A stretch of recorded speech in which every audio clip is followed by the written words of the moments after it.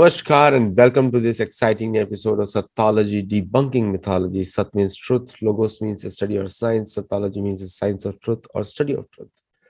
Opposite of that is mythology, which means comes from the Sanskrit root words myth in Devanagari myth and is pronounced as might. Combined with logos, it becomes a study or science of fake, lie, or imagination. So at Sattology, we always try to tell you the truth, and many new events are also starting. You should be watching it. Do join our courses also. I have a very, very special guest, and he has done an amazing work. I was just speaking with him, very creative, and he has written a book called The Hidden Hindu, the Closet Hindu. We all see them all around us that they are Hindus, but see, when in America, there's so many people in USA who are actually Hindus. You have to just lift their shirt. There's a tattoo of Ganesh or Shiva somewhere out there. So more than 70 million walking Hindus in USA. And most of the Hindus are going to kill me for that. Oh, you are not seeing the truth. Well, 7 million is only coming from India. India is not just the Hindu, because India, everybody comes. And we look at the Hindu population in USA, it's coming from Jamaica, Barbados, Fiji, and all the people are doing high fives and cheers right now because I'm taking their names. Nepal, Pakistan, Bangladesh. Hindus are from all over the world in this country. So Hindu Americans are definitely more than Indian Americans. So without delay, let us welcome Sri Akshat Gupta. Welcome, Akshat ji. Namaskar. Namaskar. So the very good title. I mean, just your title gives me an unlimited sphere to discuss now. It's the hidden Hindu. First of all, who is an unhidden Hindu according to you? Well, every Hindu who proudly accepts that he is a Hindu is an unhidden Hindu, I must say. If you can gracefully and proudly accept who you are, how you have been born, what is your culture. And when I say Hindu, the Hindu is just not connected with this religion Hindu, but the culture that we belong from. Exactly. Everybody who prays to the mountains and to the sun and to every living being is a Hindu. Actually, you really did a wonderful work. There is a book which mine also came out, Gold, Glory, and God. Every native of the world, before they were forcibly converted by the Christian missionaries through Vatican or through Islamic conquests, every native worshipped three things: sun, moon, and the water. Three things. Right. And also the earth. They're very respectful to earth also. And the Western world calls it shamanism or mythology, because mythology they use particularly for Vedas and Purana Itihas, because there is no one else had such a developed civilization.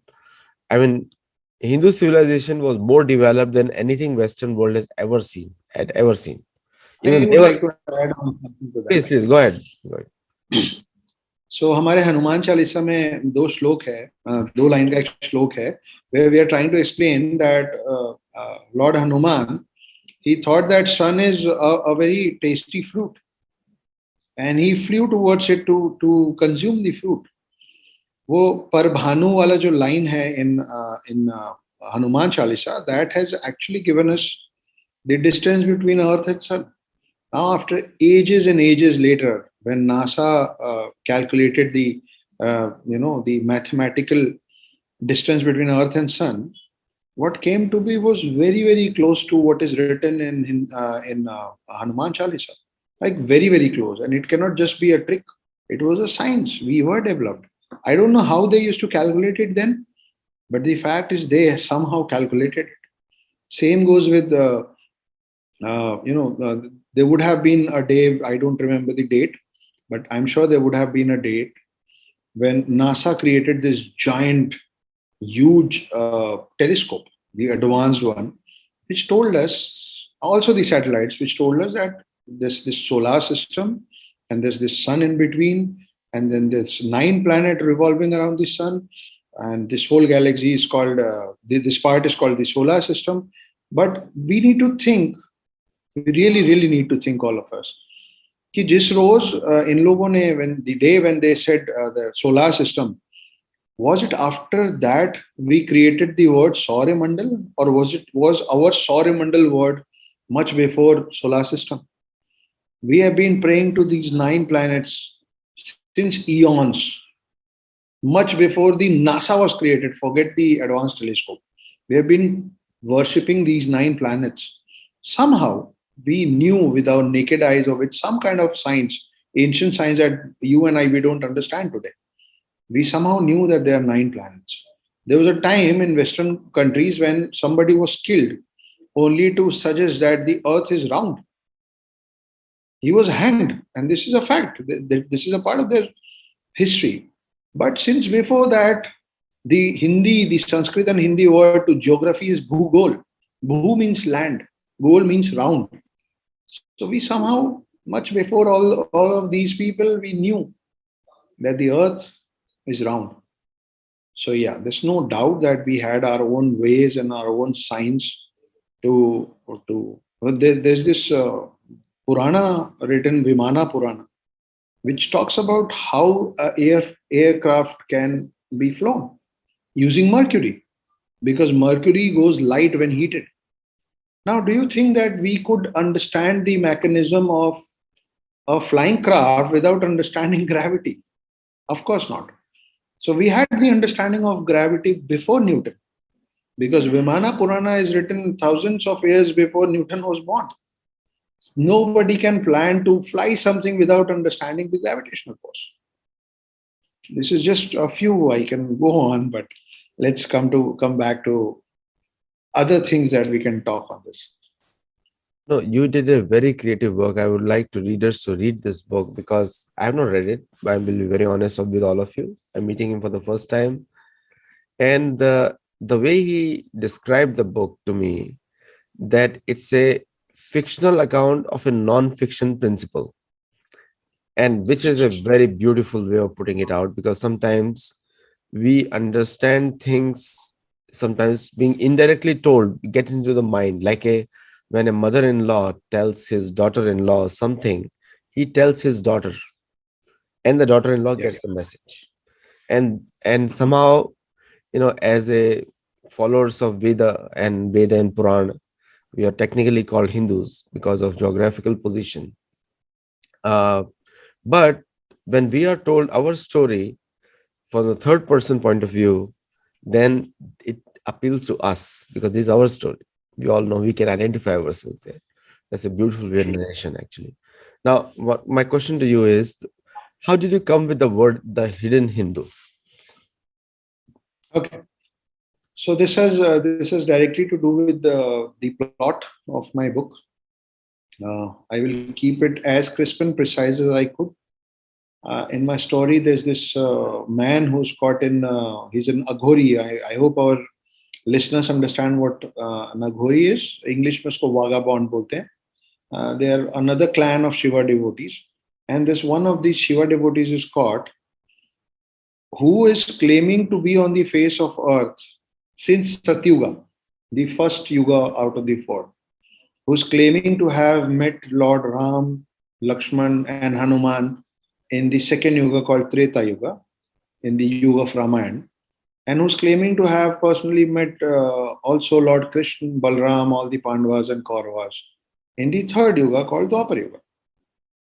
He's claiming to be so much more, but he's not saying that I've been reincarnated and in different lifetimes I've met him, met all of them. He's claiming to have met all of them and is claiming to have lived all these yugas without death. He's claiming to be the eighth immortal who is in search of the remaining seven immortals written in our Hindu scriptures, not the gods. I'm not talking about the gods. There are seven immortals that we believe still exist and are hidden among us. Those are Lord Parshuram, the only cursed immortal out of the seven is Ashwatthama. Lord Hanuman is the third one. I'm not chronologically going on that. I'm just giving you the names. Vibhishan, the brother of Ravan, is one of them. Kripacharya from Mahabharata, the uncle, the maternal uncle, mama of Ashwatthama is the fifth one. Ved Vyas, the epic writer of Mahabharata, is one of them. Mahabali, King Mahabali is another one of them. So these are the seven immortals that he is saying that he's in search of, and he's claiming himself to be the eighth one, who was hidden in the pages of the past, who was never been mentioned before, and now is in search of all of them. This is, without giving the spoilers, this is what I can tell you about what the plot is and why the name of the book is The Hidden Hindu. Because these seven immortals are also hidden, and he was been hiding from Satyug and now caught in 2020 in the contemporary time. There are many English, Hindi words, Sanskrit words have no English word totally. Yes. Like, for example, Devata. So the church calls them demigods because demigods means anyone lower than the church god is demigod, half. But Devata is Devata because Devata means who follow the Deva. Deva means Hari. Very, very simple definition. Devi means who is follows Deva, which is Devi. Now, and the Aghori which you mentioned, so Shivji is known as Ghor Tapasvi. Yes. So Aghori means a humble person, like they put their name as Aghori, means we cannot do like Shiva, but we are for trying to follow Shiva. So we are Aghori. But they also do in Yes. a strict tapasya. But English words are not there. Like, for example, immortal, when you say, and then they again comes to the Greek mythology, which is actually mythology. And Roman is actually mythology because nothing was existing. So in there, the concept of immortals come, but they themselves know it's a story which was copied from the East, from the Purana or somewhere else. And I and fully and then they called it their own history. So coming to now this point which we just said, like we unfortunately call Devata as Lord. Lord is a Western title. Now, how do these words see, the moment you translate something into English to make Americans or anybody else in the West English speaking countries understand, we we have, because of their language, we have to use their words sometimes to convey our message. But for Bharatiya, for people, Indian origin people, those words do not ring a bell because yes. it's like when you call it Chiranjeevi. Chiranjeevi doesn't mean immortal. Chiranjeevi means long life. Yes. Chira means long life. So when you say Chiranjeevi, then it's a different meaning altogether. It's not immortal because there is nobody immortal in this earth. It's called Mrityu Lok, including Yes. Swarg Lok also, including other Lok also. So now, how Okay. do you synchronize between all these now, since the Hindu community is waking up and gradually they're claiming their identity? So far, people used to attack us and just go away. And now people are saying these guys have woken up and I believe the conversion factories, see the church conversion factories, they work to claim more followers for them Yeah. because they're already losing followers in their own countries. Say 60% Europeans and 55% Americans don't identify themselves with any church. So now they have to come to the new territories like India and Southeast Asia. Southeast Asia, they have been hugely successful, but they come to these lands to claim more people so that they can get more money. Ultimately, at the end of the day, is monthly membership. That's the only goal at the end of the day. So, because when you become any of the, it's their system. Like if you don't pay money, you are not a Christian. That's what they say. And if you don't pay them money, you cannot do baptism also. Is very in America, I can tell you that the church sells you regularly. You have to pay something every month. Now coming to this culture. So how do you like syncretize all this information into a seamless thought process? What do you see? Okay. So number one, you said that there are so many English words which doesn't ring a bell in our ears. Yes, that's true. That's a fact. But at the same time, the fact is that right now the book is in English. So if we have adapted this language, we need to talk in the language that the English uh, readers and No, people who only definitely. understand English. Yeah, I said it already that yes, you have to Yes. do it sometimes to make them understand. Yes. Yes. Now the second part of this was you said Hindu. So how do I keep a balance to it. And as you said, that now Hindus have woken up and things like those. So I would rather, and we were talking about English and Hindi. So let me give you a few lines written by me, which will give you the answer.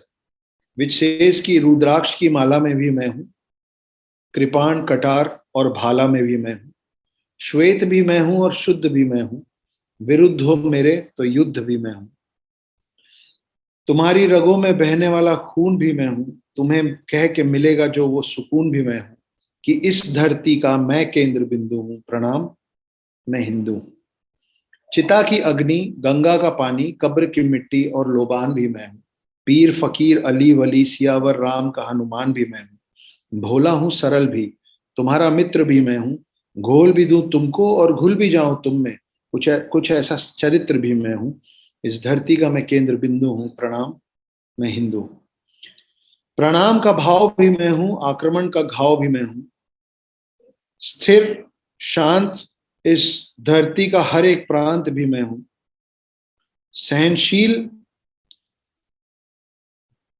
इस धरती का मैं केंद्र बिंदु हूं, प्रणाम मैं हिंदू हूं। सो ये सच है कि मैं हिंदू हूं, और मैं मुझे जिस बारे में जानकारी है, मैं जिस तरीके से मेरी परवरिश हुई है, मैं जैसे बड़ा हुआ हूं, मैं उसी के बारे में जानकारी रख सकता हूं, और मैं वही दे सकता हूं, मैं वही बांट सकता हूं जो मेरे पास है। आपने सही कहा कि स्कॉन टेम्पल की तरफ ज्यादा लोग झुक रहे हैं। It is full of foreigners all over the world जो हरे राम हरे कृष्णा बोल रहे हैं, हमसे भी ज्यादा। रही बात keeping a balance, I believe that if we want to reach to the masses, we need to talk the whatever language we could convey our thoughts to, because the goal, the destination is not what language is chosen. The destination is however to take what to reach to people to what we need to tell them, educate them, or uh, bring in their knowledge, if not educate them. So language, I believe, if a language is becoming a barrier to what I wish to take or contribute to the world, I would not hesitate to choose any language, which also brings me to this fact that we have become the first ever Hindu mythology book that is going to be translated into Urdu after Hindi. Within a month or two, there will be Urdu translations of the Hidden Hindu in the market, because again, whatever language it is, we need to reach people. So we are working on reaching people in every language to tell them who we are, who we were, and who we can be in the coming time. No, the history of Hindus is so vast and so deep. Like, for example, right from the when somebody asked me what is the history of Hindu, I said the first day of Brahma. And Yes. and I won't classify Brahma as a the word Hindu has come over the years and be defined by the Purana. Actually, there is a reference there between Himalaya and Hindu Mahasagar is Hindu. And so it's a geographical, that's why I said in the beginning, it's a geographical identity. And Yes. before that, it was known as Ilavrat. The whole planet, Brahma calls it Ilavrat. Uh, that is the name of the whole planet of Ila. And there is a whole planet. There are many names given to this land, the whole planet. Prithu Maharaj, because of Prithu Maharaj, he conquered the whole earth. It's called Prithvi, Prithu and Prithvi. It's like Prithu's land is Prithvi. That's a word. And there are many other names given to this land, the earth. So the history goes way back, like which people cannot calculate also. And gradually, and I'll give you an example that, are you there? No worries.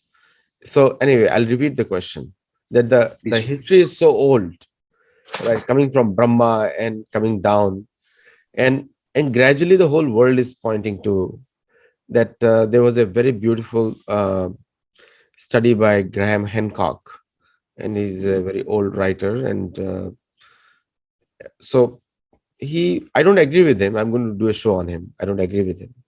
Suddenly, he comes out because they always see the world from European lens. and they don't see the world from others' lens, and they start making imaginary things. And few things I agree with that author is that archaeology is not a science. I know that it's because it's a politics. Archaeology has always been a politics. Therefore, most of the archaeological departments of the world were set up by the British, including Indians. Alex Cunningham set up the Indian Archaeological Society. They have done some good work, but they have done largely damage to the local cultures because they do not work on the local principles. They have to syncretize themselves with the West. So my question to you is, how much of the archaeology or the other aspects to define the Hindu antiquity is important for you as an author? Okay. So if I'll elaborate it, it will become a spoiler of my own book. I will have to restrict my words into answering it very openly. But you said archaeology. You can always put a disclaimer there. Hey, I'm speaking from my heart right now, not the book. There's this term called confidentiality laws. You know, my people will sue me, so I'm not going to make that mistake. But without becoming a spoiler to anyone, uh, as you said, archaeology might have done harm. I don't know about British archaeology much. As I said, I can only share what I know, and this is something beyond my understanding and knowledge. What the British archaeologists have done, but as far as the Indian archaeology is concerned, वो एक कहावत है हिंदी में कि खंडहर बताते हैं कि इमारत बुलंद है. सो हाँ, हमारे खंडहर अभी भी बताते हैं कि हमारी इमारतें, हमारे रूट्स कितने बुलंद हैं. आज भी बड़ों का पांव छुआ जाता है. आज भी त्योहार के दिन सर झुकाया जाता है. आज भी वो कहने वाले कि हम भगवान को ज्यादा नहीं मानते, शाम की आरती अगर रास्ते के बगल में किसी टेम्पल पे हो रही है और वो गाड़ी में जा रहे हैं, तो घंटी की आवाज सुन के सर झुक ही जाता है. तो ये हमारी इमारतें हैं, इसी के आसपास हमारी इबादतें हैं. और अब देखिए, जैसे द्वारका के अंदर कृष्ण की नगरी निकली है, ये सच है. ऐसी बहुत सारी बहुत इंटरेस्टिंग चीजें हमारे आर्कियोलॉजिकल डिपार्टमेंट ने निकाला है, जो मतलब जो अगर मैं थोड़ा फिल्मी लहजे में कहूँ तो जो बोलते हैं ना कि चीख चीख के कहती है कि how much we knew. Our Harappa and Mohenjo-daro civilizations are the first and the oldest of such civilizations, who were such a nice combination of in itself, the word itself, civilization, says it all though. But we knew so many things. We knew how to live in harmony. We have never tried to conquer any land outside our own. आपस में तो एक family में एक घर के अंदर भी झगड़ा होता है तो ठीक है, हम आपस में झगड़े हैं बहुत, मगर we have never tried to conquer distant lands. And I say and I strongly believe that these are also the pillars of our archaeological DNA. This is how we are made. It's not only about when we say archaeology, it is also about our dharwar. It is also about our culture, our history. So the pillars of ours, our DNA, the structure of how we are made, has come generations to generations. And so yeah, I think our roots have been as strong as a banyan tree, and we still stand proudly. So many civilizations have lost their existence in past 500 years, but here we are standing very, very strongly, still not asserting ourselves on anybody, but also making sure that nobody asserts on us. The English saying is, the duck which quacks the loudest gets a cracker. That's how the Western world lives. The Western world is all about quacking louder. And that's why I call USA as the biggest sales country of the planet. They sell everything. They sell democracy, they sell McDonald's, they sell everything else, including the wokeism is sold by the US. whereas Hindus have been the biggest victim of wokeism from the first century itself. Like we have been, everything has been cancelled by our own people. So, like, when you were writing this book, were you laughing at wokeism, or were you saying, yes, it is our story, but first of all, you are experiencing it for the first time? Of course, like we have all heard about this backstory of Achilles. Just giving an example. So Achilles died because an arrow was hit on his toes. Achilles' heel is a term that Achilles was weakest at his heel. That is how Krishna died in our story. But you know what? People, they are very good marketers. They're much better marketers than us. So they have sold these stories. They have sold our stories better than us. They have adapted things that we didn't know how to sell, how to take it to people. Another example is Sushruth. Sushruth happens to be the first plastic surgeon of the world. But we don't know what is plastic surgery called in Hindi and Sanskrit.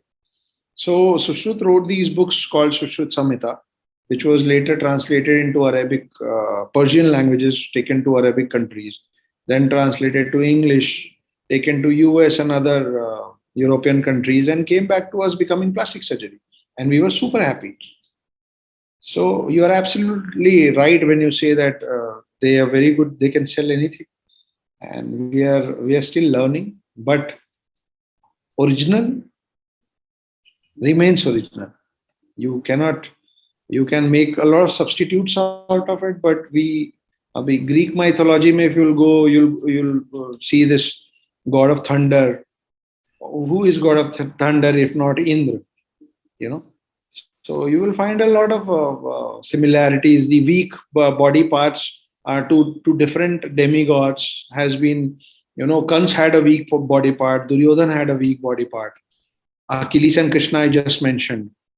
So they have been trying to adapt. Even a lot of superheroes that we have been watching and paying money like anything comes from our own mythology, most of them. The Olympians, the 12 Olympians, 12 Olympians, which is a small hill, Olympus in Italy, Olympus. and small hill, 12 Olympians were, and Dwadash Aditya, 12 Aditya, different phases Hmm. of Aditya and different forms of Yeah. Aditya, which is Surya,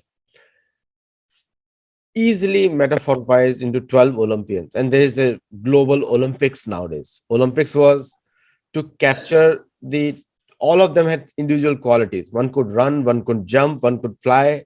So all those became Olympic games. The biggest sales of Greek mythology is Olympic games. Because like Olympic. this, we are celebrating the Olympics of the 12 people. Now, we have so many in Sanatan Dharma stories are there, so many. I hate the word isms attached to anything, because that's why I call Abrahamism, Christianism, Islamism. But I hate to call ism, because the English connotation of an ism is that it is artificial and not reality.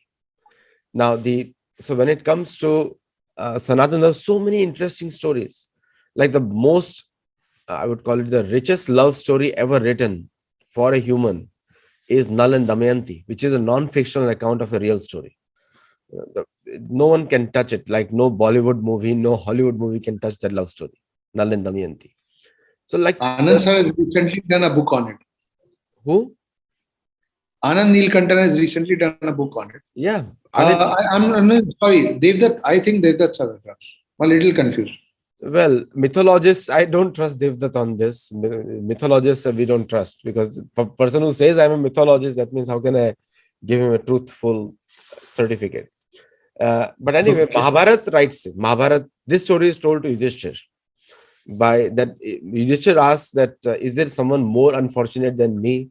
Then this story is being told to him to motivate him. That yes, that is a real historical account of Nal and Damayanti. And Nal is that beautiful, handsome king who is winning all over the world, who has won all over the world, and then he goes through poverty, and it's like a beautiful story, beautiful.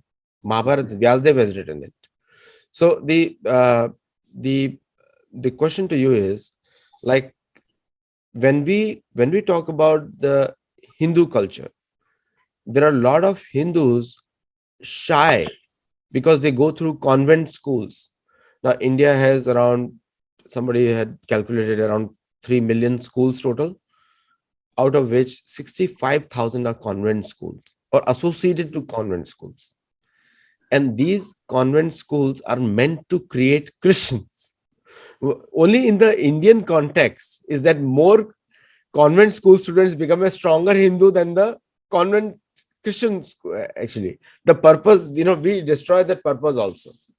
So now those people who claim to somehow they lose their identity out of shame, or that they cannot speak English or whatever. I'm speaking to everyone in English. I can speak good Hindi also and Marathi too. So that I can tell you that this is a show for Americans. So therefore, I did not speak in Hindi.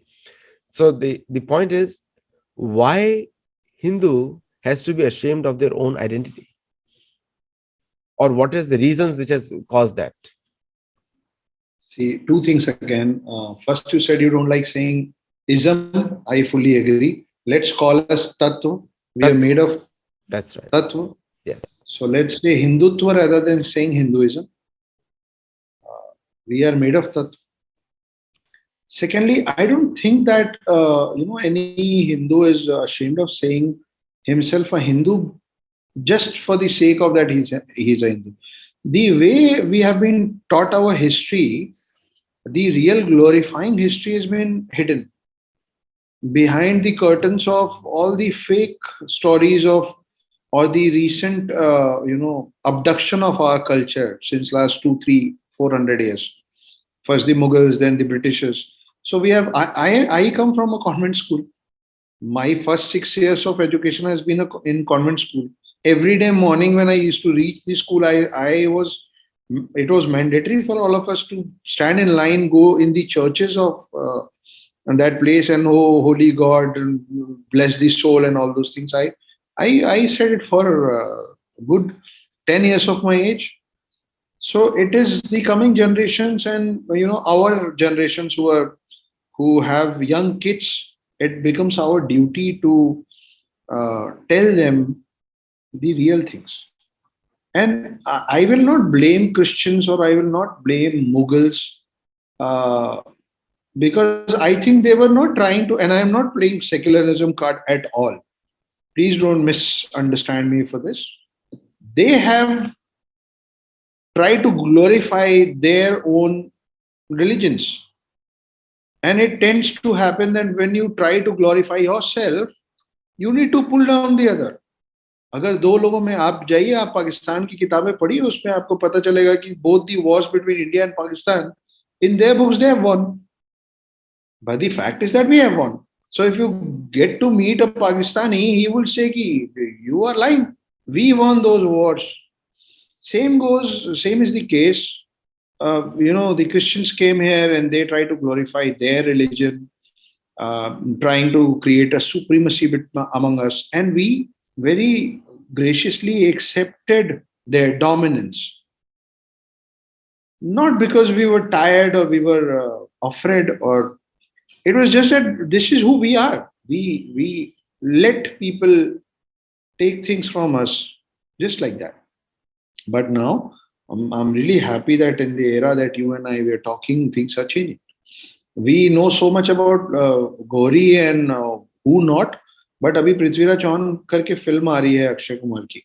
So this, you ask any of the young generation people, they would not be able to say these four lines कि 4 बांस 24 गज अंगुल अष्ट प्रमाण ताऊ ऊपर सुल्तान है मत चूके Chauhan. This is what one of his allies told Prithviraj Chauhan while he was blind. And on the basis of these 4 lines, he shot this arrow which killed Muhammad Ghazni. So we have not been told, we have only been told that Prithviraj Chauhan was defeated by Falana.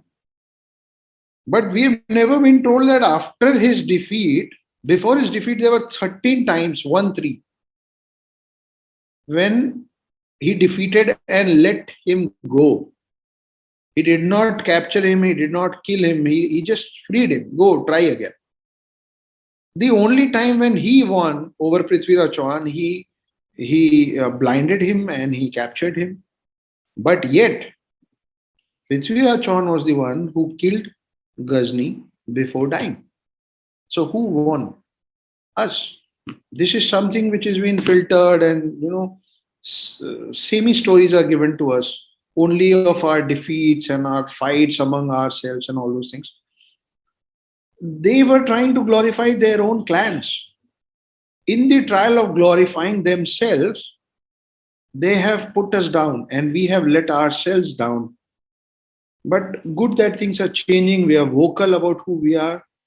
Everybody was proud, but because we didn't know our history, the rich ancient history, the kind of warriors that we had no idea about them. And that is why we have grown ourselves in a way that we have started thinking, seeing the weaker parts in us in comparison to every other one. But thanks to people like you, all of us are working in the same direction in our own ways. I'm writing a book, you are doing the podcast, and so many more things. You have also written a book. Let us say that we are just one of the thousands and lakhs of flag bearers of Hindutva. Again, not Hinduism.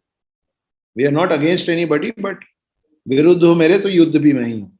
If you will fight us, we will fight back.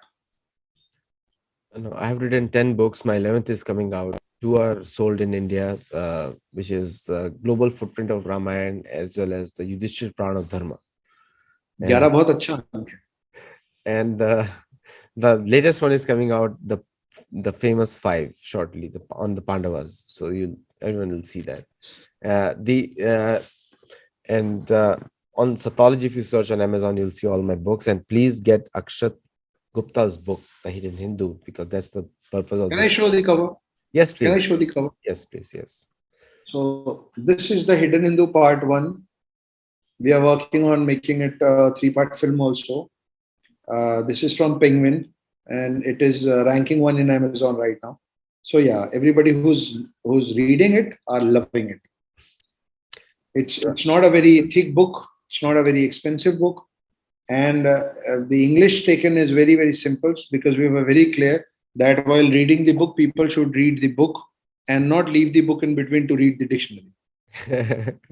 Good point. Good point. Because most of the Americans have simpler English than the British English. There's a joke also I always say: when an American is constipated, he sounds just like British. So, so anyway, the Caucasian accent, nobody. I mean, Indians definitely don't like. And I don't consider Winston Churchill as anybody's hero because he was a killer of many Hindus, 30 million Hindus. The Now, last question for this show is, Please. like, when we talk about the Hindu culture, Hindu identity, and the Hindu-ness, Hindutva. Now, there is a comparison made. Now, it is a very foolish strategy. Like, the Zionism is bad, Judaism is good, but both the words they are using isms. Okay, so ism means both are equally bad for them. So this is the same strategy has been used for Hindus. Hinduism is good, Hindutva is bad. Foolish. Whosoever has did it, they should need to know they are very foolish in English. They don't know English. So, what is your view on such kind of strategies being played on the hidden Hindu? Okay, I'm all out. I'm very much ready in all the ways to face all the kind of isms. I'm not at all afraid, being a proud Hindu. As far as this Hinduism and all the other isms are concerned, see, I believe you will only praise light when you will meet the dark. You will only understand the value of good when you will face the bad. So the balance, God has its own ways to keep everything in check and balance.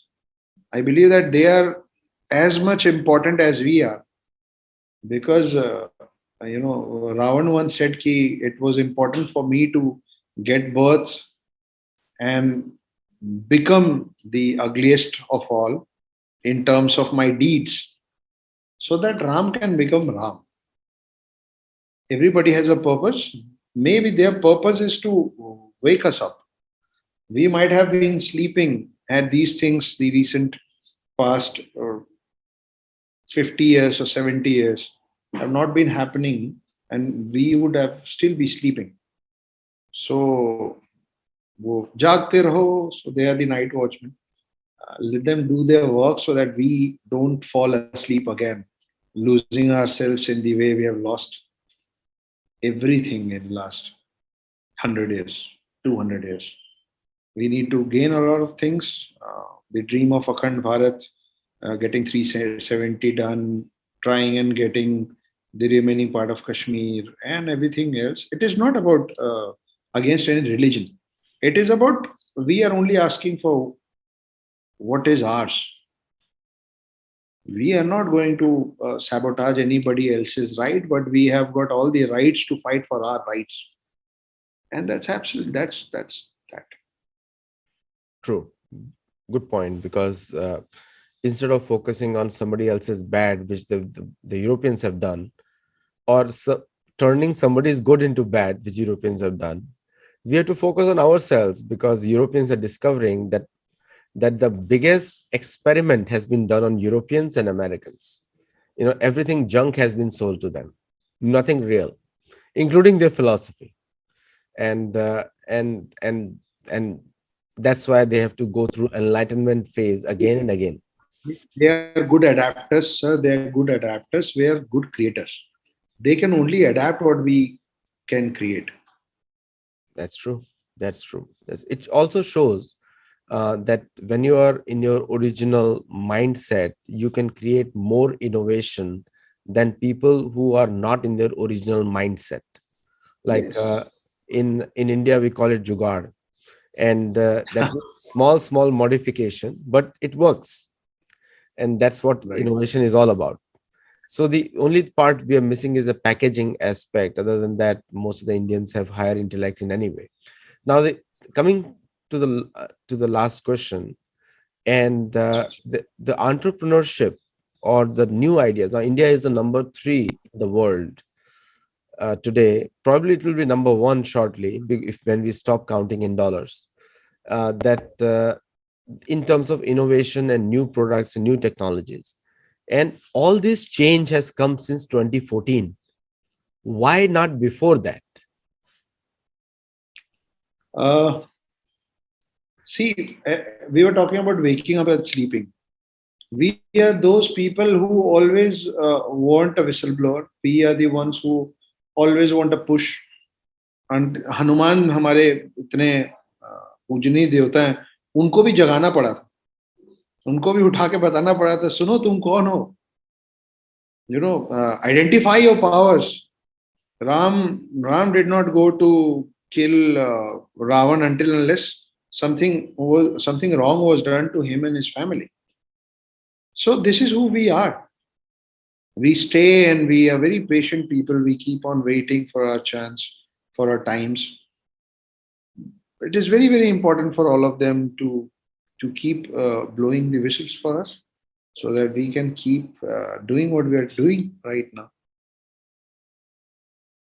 I have actually mixed your question with the last one, because I missed a few words in your question at the end. So anyway, the local cultures, the if you look at Japan and all the other countries, the poorest countries of the world are countries which have followed church. South America, poorest countries, and US abandoned church in the name of secularism, because secularism means to free ourselves from church control. And Britain also avoided church because it was destroying their economy. But rest all the countries have remained poor. Everyone has remained poor. So because church thrives on poverty, thrives on poverty. If there are more poor people, they thrive, because they say God is only for the poor, not for the rich. And our Bhagwan is Lakshmi Narayan, where he's always with Lakshmi. So very stark contrast. Shiv Parvati, Lakshmi Narayan. So anyway, No, our gods are not confined to any one thing, sir. We have found God in everything. We have found God in trees. We don't like to disturb trees once it's dark after the sunset. We have found God in ants. We feed them. So every animal, like cow, I think cow is treated so holy because cow was one of the easiest animal to be killed, which is why we have made it holy to save it. So we have found God in everything. cow is We're the not most confined to one face. cow is the most useful animal on the planet. Every human being in our shastra we consider her as a mother, and because we drink her milk. And so, Yes. who will kill their own mother? Anyone who is killing their own mother cannot be called a civilization. You know. And anyway, thank You you. know who. Go ahead. What are you saying? I said you know who. Most of the people in the West also, they in USA, the biggest thing is they kill 365,000 cows a day for Yeah, food. it's a beef culture. It's It's okay. a very bad culture. Anyway, the karma reaction is always there, and all these countries. Anyway, so thank you so much for joining the show today, and I would love to invite you again and discuss more because I find the conversation interesting. It's a very like you have fired up all my imaginations. So thank you so much. The pleasure is all mine, sir. Thank you so much Thank for you so calling much. me. Wish to meet all your listeners and with you again as soon as possible. Thank you. Namaste.